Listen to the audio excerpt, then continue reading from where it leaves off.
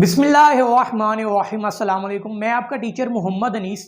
बच्चों, आज हम लोग सूरह अनफाल के तारुफ के बारे में पढ़ेंगे। हम जानेंगे कि सूरह अनफाल क्यों नाजिल हुई थी और सूरह अनफाल में कुल कितने रकू हैं, सूरह अनफाल में कुल कितनी आयात हैं और सूरह अनफाल मक्की है या मदनी है। तो आइए चलते हैं, हम लोग ये शुरू करते हैं। देखें बच्चों, सूरह अनफाल, अनफाल लफ्ज अरबी जुबान का लफ्ज है जिसका उर्दू में माना होता है माले गनीमत। माले गनीमत से क्या मुराद है बच्चों?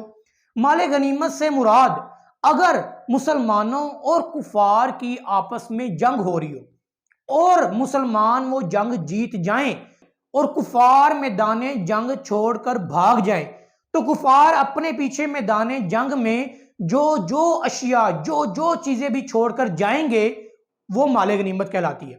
उन माले गनीमत में पुराने जमाने में तलवारें होती थी, घोड़े होते थे, ऊंट होते थे, खाने पीने का सामान होता था, यहां तक के दुश्मन के वो कैदी जो वहां पर पकड़ लिए जाते थे वो भी माले गनीमत में ही शुमार होते थे।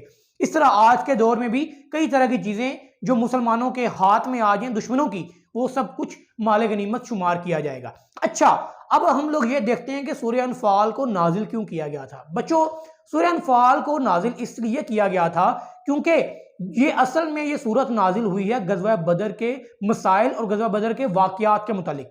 हम लोग इंशाल्लाह आने वाली वीडियो में गज़वा बदर को तफसील के साथ देखेंगे कि गज़वा बदर आखिर है क्या था और गज़वा बदर क्यों, गज़वा बदर को गज़वा बदर क्यों कहा जाता है और गज़वा किसे कहा जाता है, इंशाल्लाह आने वाली वीडियोस में हम लोग देखेंगे। देखिए बच्चों, मुसलमानों ने जब वो जंग जीत ली तो जीतने के बाद क्या हुआ कि माले गनीमत की तकसीम का मसला पेश आया और उस तकसीम के मसले को हल करने के लिए अल्लाह ताला ने सूरह अनफाल को जो था वो नाजिल किया। अब बच्चों हम लोग चलते हैं सूरह अनफाल में, ये देखते हैं कि कुल कितने रुकू हैं। बच्चों, सूरह अनफाल में टोटल 10 रुकू हैं और इसमें टोटल 75 आयात हैं। इसी तरह बच्चों सूरह अनफाल मदनी है। तो बच्चों यकीनन आज आप लोगों को सूरह अनफाल का तारुफ का पता चला होगा। इसी तरह बच्चों सूरह अनफाल में सिर्फ और सिर्फ गज़वा बदर का जिक्र नहीं है। गज़वा बदर के अलावा सूरह अनफाल में कई विरासत के जिक्र भी आ जाते हैं और कई मशरती और मुआशी लिहाज से कई तरह के जो मसाइल थे जो मुसलमानों को पेश आते रहते थे, उसके बारे में भी अल्लाह ताला ने सूरह अनफाल में जो है वो तमाम अहकामात को तफसील के साथ बयान किया है। तो बच्चों आज का लेक्चर मैं यहीं पर इख्तिताम पजीर करूंगा क्योंकि मैं चाहता हूं कि मैं ये छोटे छोटे लेक्चर बनाऊं ताकि आप लोग आसानी के साथ छोटे छोटे लेक्चर से छोटे छोटे जो चीज़ें हैं आप लोग आसानी के साथ याद कर सकें।